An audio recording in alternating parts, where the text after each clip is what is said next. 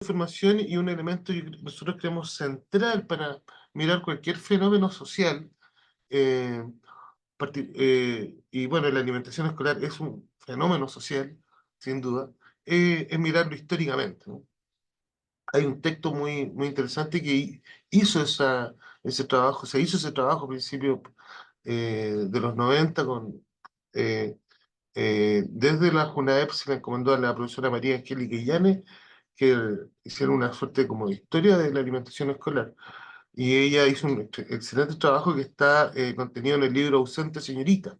Yo lo recomiendo para que se leerse, ¿no? Porque también es una suerte de una historia de la educación chilena.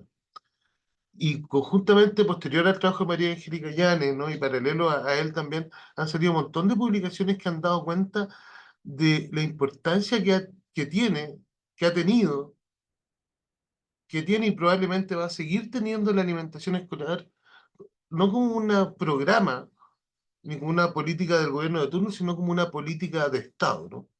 Porque este problema ha surgido como una preocupación eh, desde el siglo XIX, ¿no? Y una preocupación que ha estado presente en los principales actores sociales de nuestra sociedad, digo, redundo, ¿no? En los principales actores de nuestra sociedad. Ahí yo tengo una foto, digamos, aparece eh, la olla Luis Miguel Amunati, que era una iniciativa caritativa que surgía en el siglo XIX, fundamentalmente de parte de la élite, eh, que se hacía cargo de esta problemática, ¿no? Del hambre, ¿no? Del hambre en los sectores populares y que eh, la escuela aparecía como una herramienta fundamental para afrontar, ¿no? Ahora, estas ollas infantiles que desplegaba la élite, ¿no? Tenían una serie de características muy interesantes. Yo me leía los textos, ¿no? Y me llamaba mucho la atención, por ejemplo, que en general llevaban el nombre de un hombre de la élite, en este caso Luis Miguel Amunátegui, y la olla era regentada o dirigida por la esposa de este personero, ¿no? En este caso de esta olla infantil. eh, Era administrada por Josefina Johnson de Amunátegui, ¿no? Eh, y bueno, así en general muchas ollas que tenían nombres de personeros de la élite que también eran regentadas por sus esposas, ¿no? En un modelo muy patriarcal, ¿no? Y que se instalaba fundamentalmente en escuelas particulares, generando una crítica muy fuerte en relación a que estas iniciativas de alimentación por parte de la élite marcada en el tema de la caridad, tenían también como un cierto objetivo secundario, que era fortalecer la iniciativa educativa eh, de los sectores más oligárquicos, que en ese tiempo también se planteaba una discusión, un debate, bueno, como hoy, respecto a la segmentación que se generaba ahí, porque claro, la oligarquía planteaba, por ejemplo, una educación, una escuela no más primaria para todas y todos los niños, y un liceo para solo algunas y algunos que generaba ya una división de clase muy fuerte, ¿no? Entonces también la educación particular en ese tiempo que era mayoritaria, ocupaba la alimentación escolar para fortalecerse y también para fortalecer un determinado proyecto de sociedad que fue también cuestionado, ¿no? Y con un montón de recursos, ¿no? Bueno, ahí tenía otra imagen que puse que son otras iniciativas que también tenía la ley, que eran las gotas de leche, ¿no? En 1908 se fundó una también en San Bernardo y hubieron muchas que también mostraban un poco este perfil también civilizador desde una perspectiva en donde se está construyendo un determinado tipo de familia. Es interesante, ¿no?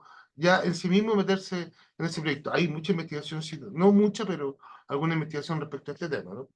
Pero claramente ese era un sector, ¿no? Otro sector que también aparece, y que como un poco yo decía, que quizás se oponía a esta perspectiva, ¿no? Más patriarcal, más en un orden, si ustedes quieren, eh, oligárquico, católico, conservador, ¿no?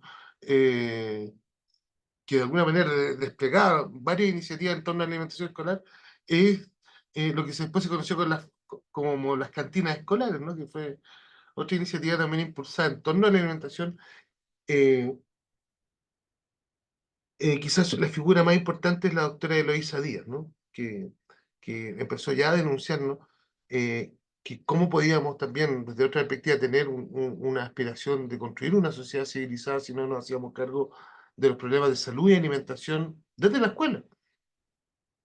Eh, Hubo una organización muy interesante también en esa época, ¿no? Que se fundó en 1904, que es eh, la Asociación de Educación Nacional, ¿no? Una organización de profesores, ¿no? Que convocaba no solo a profesores, pero fundamentalmente a profesores, ¿no? Y profesores muy importantes, como el profesor Darío Sala o Nicolás Palacio, no sé si conocen Nicolás Palacio, que fue un prócer, ¿no? Nacionalista, ¿no? De un perfil muy nacionalista, eh, que dice un poco relación también con que esta facción de la sociedad que también se estaba preocupando por la alimentación escolar, que tenía un proyecto nacional progresista, ¿no? De desarrollo, veía también que este problema de la hambruna, de la desnutrición, estaba generando un conflicto social muy importante, ¿no? Y que debía ser solucionado desde la escuela. Pero en este caso, a diferencia quizás de la olla infantil o de la iniciativa de la élite, plantea la necesidad de que esto fuese abordado desde la escuela fiscal, ¿no? En igualdad de condiciones para todas y todos, ¿no? Asociado a la alimentación, asociado a salud, asociado a hábitos de higiene, asociado también a construir una vida civilizada en este marco de este proyecto orientado al progreso, ¿no? Ustedes, para que se hagan una idea, bueno, si uno mira la primera mitad del siglo XX, la pugna entre, si ustedes quieren, entre la iniciativa de la caridad y la iniciativa del progreso, fue tensa, fue tensa. Varias discusiones que de alguna u otra forma veían se veían mutuamente en tanto disputa, ¿no? Eh, de esta política social. Y por cierto, digamos, todo esto en un contexto de constantes movilizaciones. Ustedes saben que movilizaciones por el hambre han habido, yo no lo había visto así, digamos, pero bueno, el tema de la crisis económica y la alimentación ha sido una preocupación del movimiento social en términos también históricos, ¿no? Podemos nombrar en 1905 la huelga de la carne, pero de ahí en adelante una serie de movilizaciones que incluso llevó a que el año 1918 se fundara esta organización que se llamó la Asamblea Obrera de Alimentación Nacional, que a partir de la Federación Obrera de Chile se constituye toda una coalición enorme, ¿no? De organizaciones sociales, organizaciones populares, que pusieron el tema del hambre en el tapete político, ¿no? Y construyeron una cantidad de demandas, ¿no? Eh, en la cual eh, el problema de la alimentación pasaba a ser un problema de educación política, ¿no? Fíjense, yo voy a leer un pequeño parrafito aquí de estas iniciativas, ¿no? Originalmente, pero no importa, que es, por ejemplo, en ese año, ¿no? Se levantó un petitorio en donde se planteaba que los programas de instrucción primaria, digamos, además de contener un mínimo de conocimientos generales, debían abordar el tema de la alimentación, ¿no? Y generar los fondos por parte del Estado para nutrir a los niños y niñas que asistan a las escuelas públicas, ¿no? Así lo planteaba el movimiento social, hacia las escuelas públicas, no a las escuelas privadas como la acción caritativa, ¿no? Niños que estaban insuficientemente alimentados y que además de alimentarlos, se les debía educar nutritivamente, ¿no? Enseñarles el valor de los alimentos, ¿no? Qué alimento era nutritivo, qué alimento no era nutritivo, y un mejor aprovechamiento de los mismos, ¿no? Bueno, muy interesante también, posteriormente la Asamblea Obrera de Alimentación Nacional siguió levantando petitorios en relación a la alimentación y quizás cada vez más específico en relación al rol que tenía que tener la escuela también en paliar este fenómeno de la desnutrición, ¿no? Si uno sigue la historia, yo no podría seguir hasta adelante. Esto yo lo pongo como un ejemplo nomás, que ya desde el inicio de esta discusión, al menos a tres actores importantes habían, ¿no? Por un lado la élite, por otro lado los sectores más progresistas, ¿no? Sectores medios ligados al profesorado, y por cierto el movimiento social heterogéneo, ¿no?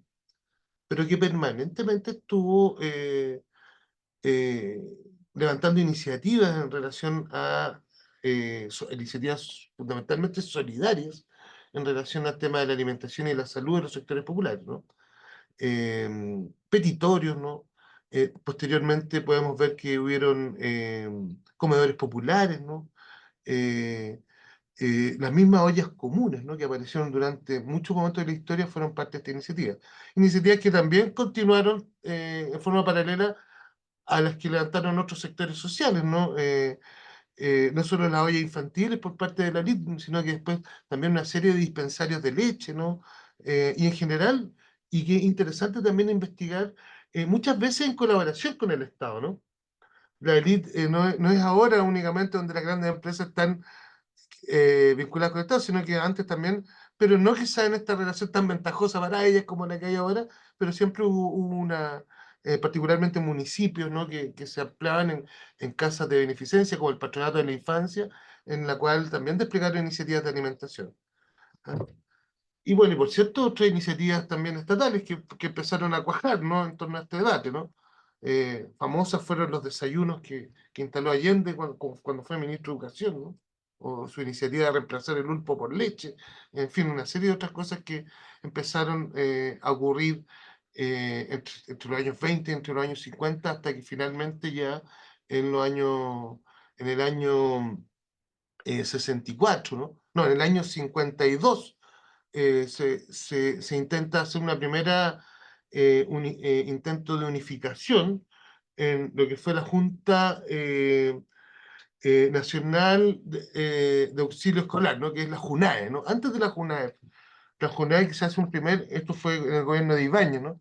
Y que si uno lo mira en términos históricos, fue quizá un intento de organización de todas estas iniciativas desperdigadas que se habían venido desarrollando desde el principio del siglo, desde el Estado, fuera del Estado, contra el Estado, en colaboración con el Estado, una suerte de orden contingente en función del desarrollo de los propios actores políticos que estaban presentes en esta problemática, que a esta altura ya podemos decir claramente debía ser abordada como una política de Estado, ¿no? No era una demanda de un puro sector, sino que era ya un problema y que además no se solucionaba. Ninguna de estas medidas daba en general abasto, ¿no? Bueno, la Junada fue esa primera intento de unificación hasta ya que en el año 1964, en un contexto ya de los gobiernos demócratas cristianos, se funda la JUNAEP ya en el año 1964, ¿no? Eh, Fundamentalmente por iniciativa del senador Radomiro Tomic, ¿no? Que posteriormente fue candidato presidencial y que es uno de los principales impulsores, ¿no? de esta nueva institucionalidad que busca ahora ya no solo centralizar lo que fueron las juntas locales, sino también entregar un mayor nivel de inversión. Incluso en ese momento llegaron platas de afuera, ¿no? De Estados Unidos, para potenciar lo que iba a ser hoy día históricamente este tremendo organismo que iba a ser la JUNAEP, ¿no? Y que no solo se encargó en ese momento de la alimentación, sino que incorporó una serie de otras iniciativas como el vestuario, subsidios de vivienda, útiles escolares, textos de estudio, préstamos, en fin, préstamos después posteriormente jóvenes universitarios, ¿no? Que le llegaba esta plata para el bolsillo, ¿no? En fin, y toda medida de asistencia necesaria para poder afrontar este problema que también, no sé si voy muy rápido, Antonio, y tú me dices, en ese momento, hay que decirlo, la política por parte de estos gobiernos, eh, digamos, demócrata cristiano, estaba muy en alianza con la Alianza por el Progreso, digamos, ¿no? En ese momento, en los años 60, Estados Unidos eh, se planteó, ¿no? Hacer una intervención hacia Latinoamérica en relación a no perder el control que se podía tener. Veía el caso de la Revolución Cubana y otros fenómenos sociales que ya estaban ocurriendo, ejércitos de liberación nacional, por lo tanto debía ser, al menos alguna inversión para disminuir los conflictos sociales, ¿no? Y el caso de la JUNAEP también estuvo muy vinculado con eso, ¿no? Por ejemplo, en Estados Unidos, grandes donaciones de leche que llegaron, ¿no? Y de alimentación de los predios agrícolas norteamericanos fueron también distribuidos en esa época por la JUNAEP. Bueno, es muy interesante mirar esta historia porque también uno puede en este contexto reflexionar, bueno, ¿cuál es el sentido del programa de alimentación escolar? ¿O cuáles son los sentidos que puede tener un programa de alimentación escolar? No es únicamente entregar una buena alimentación, sino que puede tener muchísimo sentido. Desde principios del siglo esta disputa está presente porque, claro, el programa de alimentación escolar tiene un impacto social, político, económico en la sociedad que va más allá de paliar el problema del hambre. Bueno, voy a seguir. No, eh, bueno, El gobierno de la unidad, antes de seguir, bueno, como ustedes se imaginarán, el gobierno de la Unidad Popular mantuvo este tema quizás en el texto de María Angélica Illanes, ¿no? Y hay otros autores también que recalcan esto, quizás eh, poniendo la alimentación escolar en relación a un proyecto de construcción de sociedad distinto, pero también en un marco donde se necesitaba fortalecer los trabajadores, la industrialización. Hubo una tremenda inversión. Si ustedes miran, bueno, los datos, si en el año 64 la Junta proporcionaba 350.000 desayunos, ya en el 70 ya llegaba a 1.250.000, ¿no? O sea, imagínense el tremendo crecimiento de inversión que estamos hablando y que se proyectaba seguir creciendo, ¿no? Después, si el presupuesto en educación entre el año 70 y el 72 casi duplicó, ¿no? O sea, sabemos que ya el año 72 el presupuesto en educación estaba bordeando el 20% del presupuesto nacional, que es lo que hoy día se está exigiendo como meta para el 2030 en los países, ¿no? Globales, según los acuerdos internos. Bueno, Allende ya lo había hecho. Y gran parte de ese presupuesto iba al sostenimiento de los estudiantes más pobres, particularmente al JUNED. Bueno, todo ese proyecto, bueno, evidentemente fue abortado por la dictadura, un recorte tremendo, ¿no? Una reducción de personal, una enajenación de bienes, de galpones, de vehículos, de propiedades. eh, Tremendo, ¿no? Si en el año 72 los almuerzos beneficiaban al 27% de la matrícula, en el 76 rápidamente bajó a menos de la mitad, casi la mitad, 13%. Bueno, y no me voy a detener en esto, yo creo que esto ya se sabe, ¿no? Por lo menos sabemos las consecuencias. Ahora sí, eh, quiero hacer un comentario, que esto, el gobierno militar en sus inicios, por lo que hemos ido también averiguando, hemos ido estudiando, lo que quería era descentralizar el Estado, ¿no? Quería de alguna manera acabar con el proyecto socialista y acabar con este proyecto de un Estado tan, de un Estado social, fundamentalmente. Yo no sé si al principio se estaba pensando mercantilizar la política pública, que es lo que hoy día vivimos. De hecho, yo lo tiro esto como un dato, con un colega, con Diego Parra, estamos mirando el caso de los sostenedores de la educación particular subvencionada, y hay documentos, ¿no? En el año 76 donde el propio gobierno militar decía, mira, no, vamos a descentralizar la provisión educativa, pero le vamos a entregar las escuelas a juntas vecinales o a cooperativas de profesores. No, no hablaban del empresariado. Y sería interesante ver, bueno, cómo se pensaba descentralizar la JUNAEP a la luz de lo que vamos a hablar más adelante. Porque tampoco fue inmediatamente esto entregado, estas concesiones al empresariado, esto ya fue más adelante en los años 80, ¿no? Que efectivamente se hizo, ¿no? Pero no se hizo completamente porque lo que hace el gobierno militar es, por un lado, desarticular este aparato, este tremendo aparato eh, de entrega de derechos social, ¿no? Que es la JUNAEP, también basándose en muchas críticas, ¿no? Había muchas críticas un poco a la logística que se tenía al centralizar tanto, ¿no? Una serie de iniciativas que habían surgido en la historia, ¿no? Estas juntas locales que yo les dije, ¿no?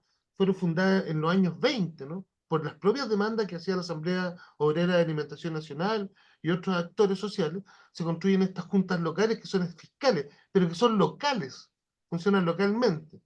Lo que hace la JUNAE es centralizar eso y lo que hace la JUNAEP es fortalecerlo y de alguna manera aumentar su nivel de gestión central.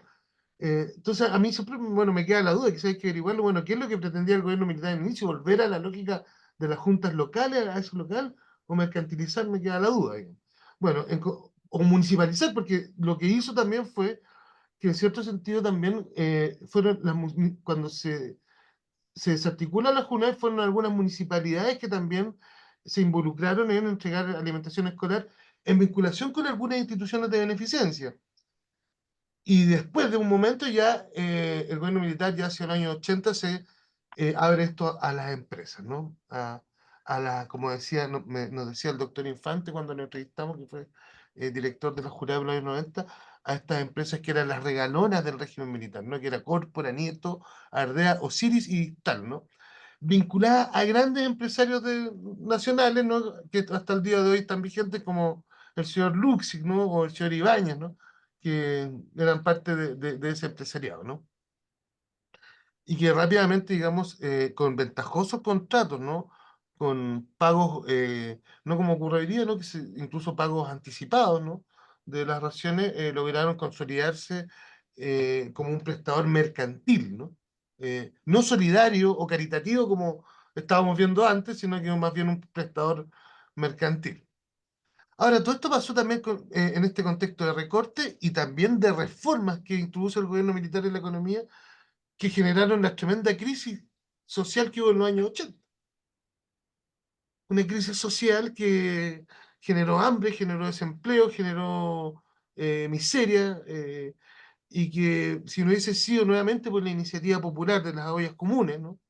Y de los comedores populares que surgieron también en muchas poblaciones vinculadas a la iglesia, otros, no, otros totalmente autónomas, pudieron pelear la crisis. Según los datos de la propia María Jeriguillana y otros autores que han trabajado este tema, al menos en Santiago, en esa época, habían al menos 30.000 niños que recibían almuerzo por parte de los comedores populares y las ollas comunes, ¿no? O sea, no estamos hablando de una iniciativa aislada, sino de un portento de respuesta popular ante estas estrategias de reforma que se hacían en total indiferencia de la situación social que se estaba viviendo. Eh, bueno, con la llegada de la democracia, usted me dice tanto como voy con el tiempo, por favor, para que no me voy a apurar un poquito. Por ahí. Bueno, con la llegada de la democracia, eh, esto nos lo dijo el propio doctor Infante, que fue el primer director de Junap en Democracia. Él decía textual, decía, mira, hicimos una serie de ajustes eh, en relación a las empresas, ¿no? Variaciones en el sistema de pago, variaciones en la cantidad de concesionarios, pero muy en el convencimiento de que teníamos que seguir con este estado subsidiario, con esta concesión, porque no había ninguna forma de volver a la función pública estatal, decía, ¿no? Claro, efectivamente, esa función pública estatal era interpretada como este dibujo, yo les pongo un pulpo, ¿no? Que tenía las manos puestas en todo, ¿no? Entonces, bueno, ¿cómo podemos resolver esto, ¿no? O sea, ¿qué es lo que supone esta lógica burocrática centralizada? Bueno, al parecer no hubo otra lógica que la del mercado.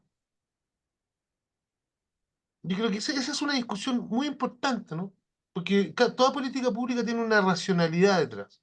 Entonces, bueno, si no tenemos una racionalidad centralista, si no queremos una racionalidad burocrática, bueno, debiesen haber otras racionalidades, pero no únicamente la del mercado. Bueno, lo que ha primado fue la racionalidad del mercado. ¿Cuál es la racionalidad del mercado?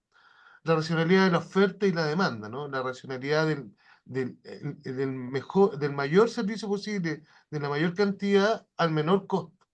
Esa racionalidad es de alguna manera la que empezó a imbuir un poco la política pública, no solo en la alimentación, sino como vamos a ver en varias áreas de la política, ¿no? Sin embargo, y esto es quizá un elemento importante que nosotros recogimos, de entrevistas y después de algunas fuentes que empezamos a pesquisar, es que a pesar de que, bueno, se veía que no se podía volver a la lógica estatal, sí hubo un intento de poner a prueba otra racionalidad en la política pública, que fue lo que aquí esto lo llamamos nosotros, que es el experimento comunitario. Nosotros le pusimos el experimento comunitario porque al encontrarnos con esto nos dimos cuenta que sí hubo un intento de cambio de racionalidad y que lo identificamos y yo creo que está pendiente de estudiarlo mucho más a fondo porque creemos que de esto se puede aprender muchísimo, muchísimo de esto que llamamos el experimento comunitario, ¿no? Dos cosas se hicieron, dos cosas y que son muy interesantes de analizar, sobre todo bueno, me han comentado que se quiere discutir una ley de alimentación escolar hoy en día, se está discutiendo y bueno, ¿qué lógicas van a haber en esa ley? Sería interesante mirarlo también a la luz de estas experiencias. Bueno, dos experiencias fueron. La primera es que se hicieron convenios directos con sociedades de pequeños productores agrícolas en Linares y en Tiltil, aquí en la zona norte de Santiago, para proveer fruta en relación a poder proveerse de productores locales, en esta lógica de poder potenciar la economía local de los territorios donde estuvieran las escuelas. Esa es la lógica, ¿no? Del poder local, porque al final, igual el poder local vende las cosas en algún lado, pero bueno, la idea es que se fuera ahí, ¿no? Eh, esa fue un intento de política más orientado eh, a potenciar la economía local. Eh, no funcionó muy bien, no sé, en la estricta sociedad, bueno, en general eso no prosperó, digo. Sabemos también por los datos que prosperó, porque fundamentalmente las razones que notaban era que, bueno, no había mucha producción, no se daba abasto, en fin, también no hubo una muy buena gestión, habría que investigar, ¿no? Bien, ¿qué pasó? Yo creo que, pero fundamentalmente ese experimento en relación a las compras locales no prosperó. Lo que sí prosperó, por lo menos durante una década, fue este experimento de proveedores, y si ustedes quieren, comunitarios, ¿no? Lo que se hizo ahí fue eh, aprovechar un trabajo que ya se venía haciendo de antes en dictadura, ¿no? Que era un trabajo sostenido que se venía haciendo con las 8 coordinadoras de ollas comunes que habían en la región metropolitana. 8 coordinadoras que agrupaban a varias organizaciones de base que tuvieron bastante permanencia y que jugaron un rol protagónico en la lucha contra la dictadura, contra el hambre en la dictadura, eh, vinieron trabajando en base a talleres de educación popular, acompañamiento técnico, acompañamiento en manejo de recursos, que es una falencia que tiene nuestro pueblo, porque nadie nos enseña a manejar recursos, nadie nos enseña a generar economía, ¿no? Bueno, hubo un proceso de asesoramiento y a estas 8 coordinadoras se les eh, habilitó como proveedoras de la JUNAEP. Se hizo el experimento de ser proveedoras con la JUNAEP y, bueno, en general las evaluaciones fueron muy buenas, ¿no? Funcionó extraordinariamente bien. Si bien es cierto, el servicio que ellas prestaban era un poco más cara porque no tenían la capacidad de manejo de precios que tenía la gran empresa, en general era muy bien evaluado y como yo les decía, no solo generaba una mejor alimentación, sino que generaba impacto en otras áreas, ¿no? En términos de generación de trabajo, en términos de impacto en la economía local, en términos de la pertinencia cultural que tenía también los alimentos que se estaban entregando. Aquí ustedes pueden ver cómo fue, eran 8 empresas, ¿no? Que agrupaban a 58 organizaciones de base, 58 organizaciones. Cada empresa respondía a la directiva de la coordinadora y repartía las utilidades entre la olla, porque no eran empresas capitalistas, porque eran empresas productivos solidarias. ¿Qué quiere decir? Que generaban dos cosas. Generaban trabajo y generaban solidaridad. No generaban plusvalor, no generaban ganancias para el empresario. Generaban trabajo digno y trabajaban y promovían solidaridad para mantener a las ollas comunes, a las coordinadoras, y mantener la alimentación solidaria. Aquí ustedes pueden ver cuando fueron fundadas. Muchas llevaban el nombre de las dirigentes de las ollas comunes. En las sistematizaciones que tuvimos acceso, accedimos, por ejemplo, a una muy interesante discusión que es explorar porque inicialmente se esperaba que estas empresas fueran cooperativas, pero por la ley de cooperativas que hay en Chile, y la alta rotación de dirigentes que había, no fue posible establecerlas como cooperativas, así que las formaron como empresas, ¿no? Sociedad anónima o empresa de responsabilidad limitada, perdón. Perdón, de responsabilidad limitada. Bueno, ahí no las voy a nombrar, algunas fueron surgiendo entre el 92 y el 94, surgieron, pero algunas duraron hasta el 2001, ¿no? Y yo creo que queda pendiente ver bien qué pasó con estas empresas, ¿no?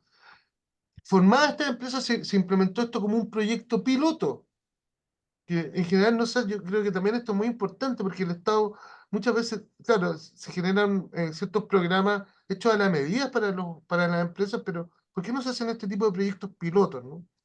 En donde se les cedió a cada una de estas empresas una o dos escuelas, ¿no? Una o dos, que correspondían a concesionarios privados, pero el Estado, porque el Estado se las quitó a los concesionarios privados y se las pasó a estas empresas productivos solidarias y se mantuvo un acompañamiento, digamos, en el cual paulatinamente fueron aumentando su nivel de raciones hasta participar directamente en las licitaciones, ¿no? Ganando licitaciones. Bueno, esa es la historia. Bueno, a ver qué pasó. Bueno, ahí en las entrevistas vimos varias cosas. Eh, hay un texto también donde el doctor Infante hace una reflexión sobre este tema, ¿no? Que es interesante también, pero hay dos cosas centrales, ¿no? Uno, bueno, la gestión estatal, ¿no? La gestión estatal que en general, cuando quiere apoyar la autonomía popular, tiende a burocratizar, ¿no? No sé si opera así con el gran empresariado, ¿no? Se ocupa mucho hoy día en estos conceptos de nueva gestión pública que se están implementando hoy día, ¿no? De modernización, de privatización, digámoslo directamente, esta frase que hay que dejar que los gestores gestionen, ¿no? Pero cuando son empresas populares, parece ser no. ¿Eh? Cuando son grandes empresas, sí, puede que los gestores gestionen, pero cuando son empresas populares, parece ser no. Había muchas trabas, ¿no? Y quizás el principal problema que sí apareció más es que, claro, entraron a competir con la gran empresa. Y compitiendo con la gran empresa, en base a los criterios de la ley de la oferta y la demanda, es muy difícil ganar. Entonces, cuando una política pública está totalmente entregada a los criterios de la ley de la oferta y la demanda, naturalmente que experimentos comunitarios o programas pilotos como este, eh, que fueron creados bajo otro criterio, al ponerlo en las leyes del salvaje mercado, tenderían a naufragar, ¿no? Eh, bueno, es algo que hay que seguir estudiando, hay algo que seguir mirando. Creo que ya estoy un poco en el tiempo, así que voy a ir rápido a la última parte. Y bueno, ¿qué pasó? Bueno, posteriormente que el experimento neoliberal continuó, o sea, el experimento comunitario fue un momento, pero el experimento neoliberal continúa. Creo que también hay que hacer una profundización en esta racionalidad del experimento neoliberal. Yo estuve, nos cuestionamos, bueno, ¿cuáles son las leyes que condicionan, además de una constitución con Estado subsidiario, este experimento neoliberal, ¿no? Y fue interesante mirar, ¿no? Yo encontré al menos que son tres leyes, ¿no? Importantes que condicionan un poco este tema de la externalización y donde uno puede ver muy bien cómo se va fraguando esta racionalidad poco a poco. Yo creo que queda pendiente un estudio legislativo también ahí en relación a la ley 18.576, que es del año 86. Fue la primera ley que se dictó el dictador, digamos, en relación a permitirse externalizar, siendo curioso que el Estado ya externalizaba, ¿no? Pero ya cuando se empieza a pensar un futuro externalizador, se constituye o sea, se introduce en la ley de bases generales de administración del Estado estos elementos que hay que estudiarlo, porque no es una ley de externalización, sino que es la ley de las bases generales de administración del Estado, donde se introduce esta potestad que tendría el presidente de otorgar a entidades particulares la gestión de servicios públicos. Ahora, es muy interesante este debate porque en ninguna de estas leyes, incluso en el debate de administración pública sobre externalización, se habla que el Estado pueda, o cualquier, incluso una empresa privada que hace outsourcing, no puede externalizar su función esencial. O sea, lo que pasa con la JUNAEP es una exageración de la externalización, porque se externaliza casi todo, ¿no? O sea, lo esencial bueno, ahí eso hay que meterse a reflexionar sobre eso, ¿no? Bueno, si uno mira un poco la evolución después, el año 89, la 18.803, que regula un poco más hasta llegar a la del 2003, que fue modificada ahora hace poco, en relación a que es la que instala quizás, bueno, con la ley del 2013 se instala este portal Mercado Público, ¿no? Que todos deben conocer, y que posibilita, y esta es quizás la gran racionalidad, que si el Estado ya está externalizando servicios, no puede discriminar, ¿no? No puede discriminar a nadie, entonces tiene que construir criterios estándar para, para externalizar servicios. Y entre ellos, por ejemplo, que pueda postular cualquier empresa del país. Por eso también se instala este portal informático para que uno pueda postular ahí. Y bueno, yo creo que ese fue el golpe de gracia a las ollas comunes, ¿no? Porque eso no permitió tener ningún tipo de concesión protegida en relación a diferencias que no fueran o que estuvieran fuera de los criterios de mercado, de precio, ¿ah? En relación a las leyes de la oferta y la demanda, ¿no? Bueno, si uno mira un poco, bueno, cuáles son las consecuencias de todo esto, bueno, es cosa de mirar la prensa, ¿no? Siempre nos reíamos nosotros con Danton, que es cosa de mirar la prensa, porque hoy día, si uno mira la prensa, más allá que uno no le crea mucho a la prensa, por cierto que en este caso son cosas irrefutables, ¿no? Y constantemente está apareciendo en la prensa cuáles son las problemáticas que tienen las grandes empresas. Que fíjese que están estudiadas desde la administración pública, ya se habla, ¿no? Que este problema de la externalización es una mala gestión, si no hay una serie de prerequisitos previos que permitan que la externalización funcione y que no sea meramente una acción de gestión mercantil de la función pública.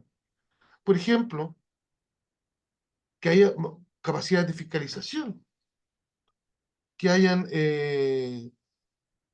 que, que se que haya un ciertos criterios de direccionalidad, esto que no sea únicamente el criterio mercantil del proveedor lo que prime, porque por ejemplo si yo estoy eh, dándole una función pública a una entidad que tiene como función única la ganancia, el enriquecimiento, naturalmente que la política pública se va a degradar, porque se pierde lo que se llama el etos público de la política.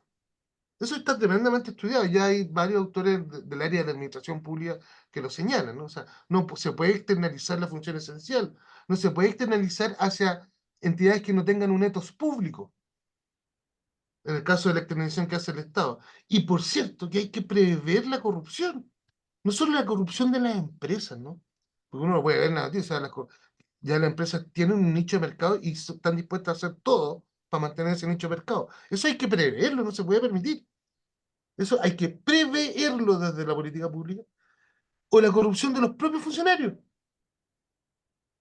Y no de los pequeños funcionarios, de los funcionarios de más alto nivel que, como hemos visto, también han cometido graves casos de corrupción en los cuales están implicados. Bueno, y además de esto, bueno, bueno, esta me la voy a saltar. Bueno, ahí los dejo para que vean el informe también. Hay varias cosas interesantes que no he señalado, pero lo que ha ido ocurriendo naturalmente con este tipo de regulaciones únicamente orientadas por la ley de mercado es un proceso de concentración salvaje, ¿no? Ustedes pueden ver que nosotros tomamos los datos de las raciones, directamente de los maestros de raciones, de ahí lo miramos, y vimos que entre el 2014 y el 2021 tenemos una concentración brutal, ¿no? O sea, hoy día, si ustedes ven, son aproximadamente 10 empresas, un poquito más, que tienen casi el 75% de las raciones que se vienen entregando desde el año 2014. O sea, es desde ese año ya donde la concentración empezó a ser cada vez más grande, ¿no? Empresas que, y uno dice, bueno, y las otras empresas que son pequeñas empresas que hay que investigar, porque muchas de esas empresas también están en integración vertical con estas otras grandes empresas, o son empresas subsidiarias, o hay multiroot que en general las investigaciones de la Fiscalía, nosotros nos metimos a hacer la misma investigación que hace la Fiscalía que Nacional Económica, ¿no? Que ve el tema de la competencia, en base a un informe que ellos sacaron en relación a esto, y haciendo el mismo trabajo, encontramos root mezclados que ellos no vieron. Porque o sea, no hay que investigar para saber que muchas de estas empresas están vinculadas, porque las características de concentración del mercado casi obligan a que eso ocurra. Bueno, hay que meterse ahí. Bueno, yo creo que los que saben más de economía pueden verlo, pero en realidad ya que haya una pequeña empresa sin una protección es casi imposible. Porque además, bueno, si uno mira incluso todo el tipo de empresas, además que son estas, son todas grandes empresas nacionales, ¿no?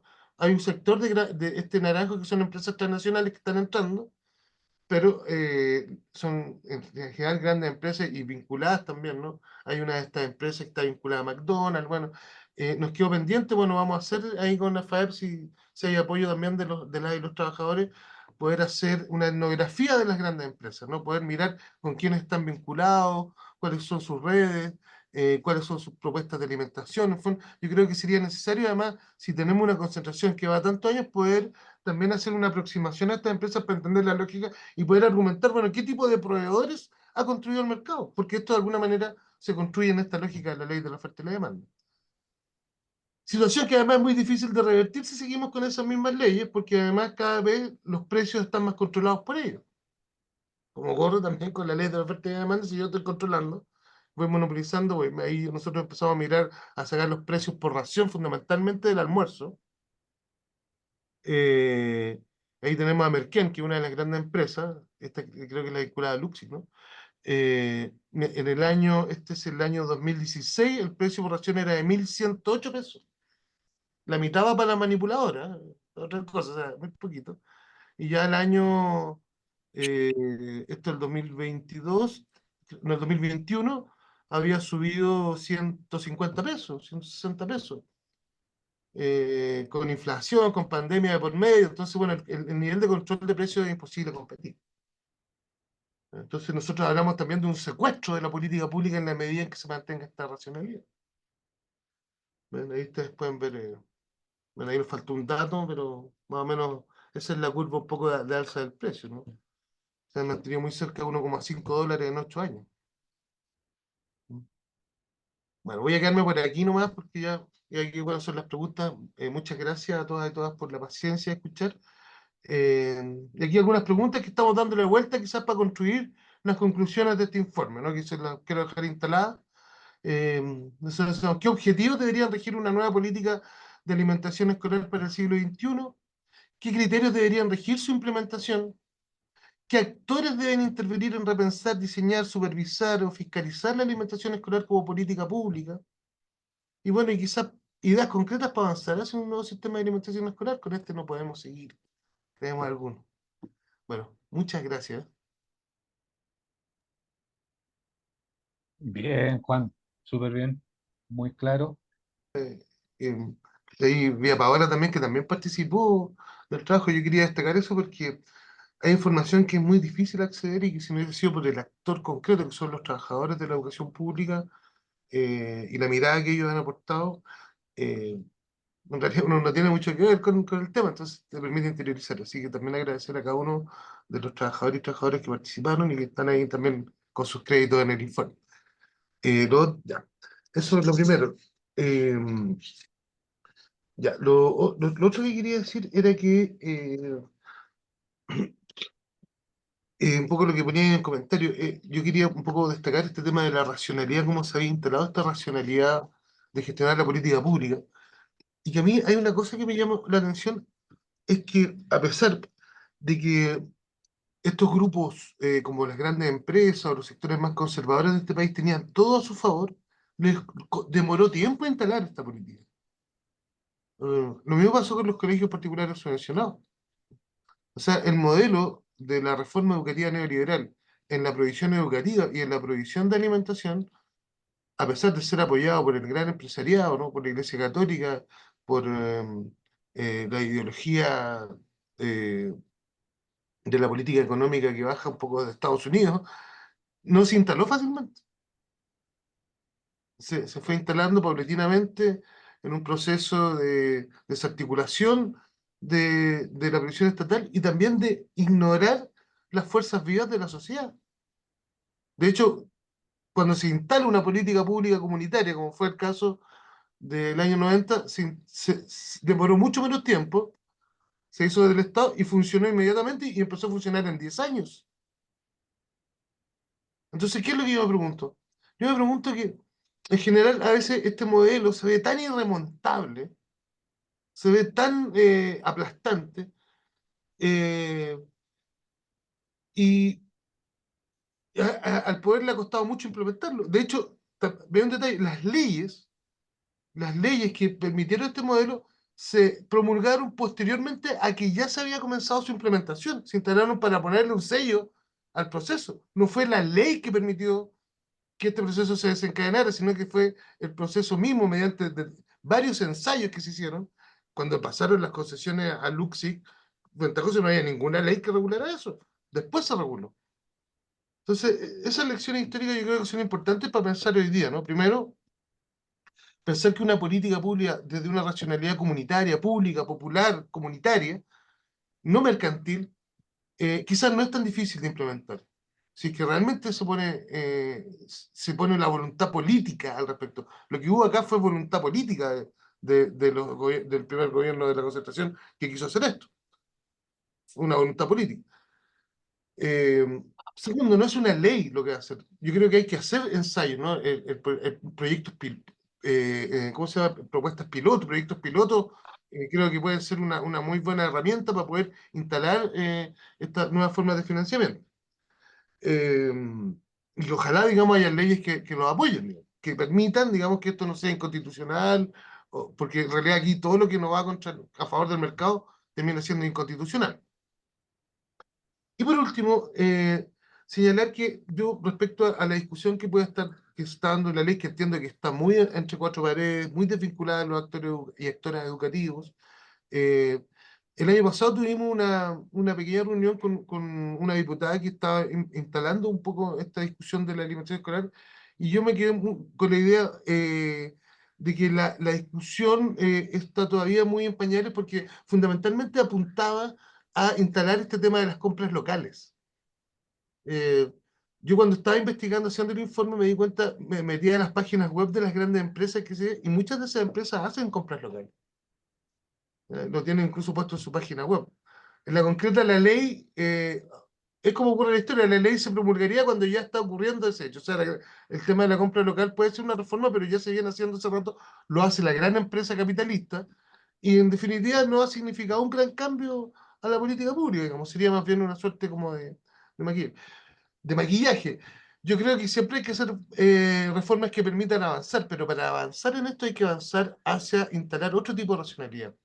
Y que el problema de la alimentación escolar no es solo un problema de alimentación, sino que es una política social integral, que puede generar trabajo, que puede dinamizar la economía local y que, por cierto, puede generar una mejor convivencia comunitaria, que yo creo que también debería ser parte del objetivo de una política tan grande e importante como esta.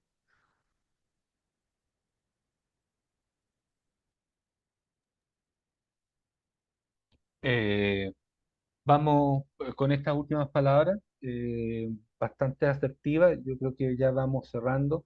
Eh, por cierto, aquí en esto que hemos conversado hoy día y lo que ha presentado Juan, no se agota para nada la naturaleza del informe, ¿no? El informe propiamente tal es muy rico en muchas citas y quiero subrayar eso, la riqueza de los relatos de los propios funcionarios que está detrás del levantamiento de esta investigación, de ex funcionarios, muchos de ellos, que conocieron los orígenes de la instalación de estos programas, y de actuales funcionarios que también nos han colaborado en la comprensión de varios aspectos que están vinculados a esta cuestión. Entonces, dicho eso, eh, se nos plantean hoy día varios desafíos y una de las cosas que creo hemos ido asentando es que más allá de los problemas y de los reclamos cotidianos que tiene el programa en la actualidad, lo que tenemos que hacer o queremos hacer el llamado, digamos, es a pensar en realidad fuera de la caja de lo que hoy día Juan ha representado también respecto a lo que es el programa de alimentación, ¿no? Salirnos de ese esquema, de esa racionalidad mercantil y pensar en otras miradas, ¿no? Si bien celebramos que se esté generando apuestas en orden a compras a productores locales, ojo, eso por sí solo no significa que transforme un esquema mercantil del programa. Y ahí es un ejercicio que requiere, digamos, del trabajo y de la incidencia de los actores, como aquí se ha dicho. Y el otro elemento que nos interesa como señalar es que también promover la cuestión de la participación en términos de el control social, el empoderamiento de las comunidades educativas. Si tenemos dificultades para generar un plan, una política, bueno, mientras tanto avancemos en generar competencias en los actores y actoras de la educación para generar un control efectivo y complementario a los dispositivos de fiscalización que eventualmente tiene el Estado, ¿no? Y ese no es un ejercicio simple y nos interesa en eso también profundizar. Y por último, una cuestión que está como en el fondo de toda esta cuestión es que estamos en un nuevo escenario. El escenario de 1990 no es el mismo de hoy día, con plenas guerras, con crisis alimentaria, con crisis ambiental, con crisis hídrica, que nos obliga a pensar en modelos distintos a los que hoy día tenemos, a sustentar, como lo dice la UNESCO, apuestas sustentables, sostenibles en el tiempo. Y si éstas no tienen arraigo en el territorio, en su gente, eh, digamos, no hay que ser muy inteligente para saber que todos esos planes y políticas van destinadas al fracaso de la población, pero probablemente va a llenar el bolsillo de otros, ¿no? En eso no nos podemos equivocar. Eso quería decir para el cierre. Caro, tú das los avisos que vienen. Hay una palabrita pedida por ahí en los Sí. avisos que vienen respecto a las actividades que están comprometidas para el futuro, ¿no? Y Y los así quiero dar apoyos que necesitamos. la palabra cortito, porque en realidad yo levanté la mano para que el doctor no se le olvidara darme la palabra que tenía que dar los avisos finales. Así que entre medio y apado te damos la pasada y de ahí retomo. Sí, 15 segundos. No, solamente como para un poco aclarar el concepto de los compras locales que están haciendo hoy día las empresas. Y yo creo que ahí, Juan, quizás tendríamos que abrir un poquito, fuera de este informe, obviamente, cuáles son las empresas a las cuales cuáles son los compradores locales a los cuales las empresas compran. Porque ellos respaldan un porcentaje de todas sus compras con compras locales, que es lo que pide la base de licitación, pero yo quiero dar un ejemplo de lo que pasa acá en la región de Los Ríos. O sea, las empresas que están acá respaldan esas compras locales cuando dicen les compramos tantas unidades de yogur a Colún. Colún es una empresa que obviamente está en la región de Los Ríos, por la comuna de La Unión. Entonces, con eso ellos dicen estamos comprando a un proveedor local. Entonces, esas cuestiones son las que hay que poner también atención. ¿Ya? Eso nomás quería, estimada compañera Carolina. Bueno, a propósito un poco de lo que dice la Pao, es como, bueno, hay tantas cosas que conversar y que pelar, ¿no es cierto? Porque finalmente es como eso, o sea, aquí, ¿qué tipo de empresas finalmente son las que tenemos, las que nos han, en el fondo, más que tenemos nosotros contratadas, casi que nos han secuestrado, como decía Juan, han secuestrado nuestro programa y manejan finalmente, se le ponen, ¿no es cierto?, algunas regulaciones, algunos cambios y se las arreglan para hacer trampa. Entonces, a mí lo que me pasa también es como decir, ¿qué tipo de empresas son? O sea, finalmente le estamos dando aquí un gran contrato, ¿no? Porque además es una estabilidad también por mucho tiempo, porque son empresas que se dedican a la alimentación, al programa, digamos, de FUNAEB, FUNAEB Junji, digamos, pero del programa de alimentación, digamos, del sistema escolar, eh, y hacen lo que quieren. Entonces, antes, ahora la Pau nos da el ejemplo del yogur. El año pasado, y lo mismo decía la directora nacional de FUNAEB actual, que lo que habían hecho era comprar pan. El pan era un producto local, entonces lo pasaban por producto local. Entonces, la cosa es, ¿cómo hago la trampa? Si me piden tal fruta, como nos cuenta también la Silvia, bueno, llevo la peor fruta, pero cumplo con la fruta, ¿me entiendes? Entonces, eso es el tipo de empresa que tenemos. Entonces, es muy difícil, creo yo, que podamos tener tantas condiciones en nuestras bases de licitación o en las leyes que se hagan, que ellos logren ser empresas con un compromiso, con una responsabilidad, con una ética y una moral que debiera tener cualquier entidad pública, ¿no es cierto? Entonces, bueno, eso queda para conversarlo. Yo solamente quería hacer el énfasis más que en los contenidos de hoy día, decirles que es súper importante este trabajo que hemos logrado, ¿no es cierto?, hacer entre muchas personas. Aquí hay compromiso, hay voluntad, harto ñeque en realidad, la importancia de generar conocimiento propio, conocimiento, reflexión y propuesta desde nosotros, trabajadores, trabajadoras, comunidades organizadas, y que no sea solamente opinar acerca si nos gusta o no nos gusta la política que están implementando o lo que está pensando la autoridad. Está bien, que bueno, ojalá tengamos esa participación, pero si tenemos esa participación, que sea no solamente para ir a escuchar, sino que también para ir con una visión y con una propuesta. Y esa es un poco la invitación, a que trabajemos juntos, a que pensemos juntos, a que construyamos propuestas juntos y sobre todo aprovechando que está, ¿no es cierto?, discutiéndose este proyecto de ley. Bueno, además de pedir participación, ¿es participación para qué? Y si no tenemos participación, podemos influir igual si tenemos claridad en lo que queremos, en lo que necesitamos demandar digamos, de esta ley o del sistema. Así que yo en ese sentido quería como enfatizar que este es un informe y un trabajo hecho entre el foro y trabajadores, ex trabajadores y trabajadoras, ¿no es cierto?, del área, y que ahora tenemos que darle valor, darle importancia, poder también difundirlo, y en eso vamos a necesitar la colaboración y el apoyo de todos nosotros también, nosotros como particulares, pero también como organización. Así que ahí también yo quería pasar el aviso porque obviamente después de esto vamos a tener próximamente, la próxima semana la idea es un taller presencial para seguir conversando y concretando, digamos, estas propuestas y conclusiones también aportar al informe, pero después vamos a tener que ojalá publicar el informe, ¿me entienden? Hacer algunos encuentros y vamos a necesitar juntar plata, porque esto lamentablemente tenemos mucha voluntad, mucho compromiso, pero hay algunas cosas que vamos a necesitar algunos recursos, así que ojalá podamos entre todos contribuir y hacer que esto sea de verdad un trabajo y un producto colectivo, tanto en lo intelectual, pero también en lo material.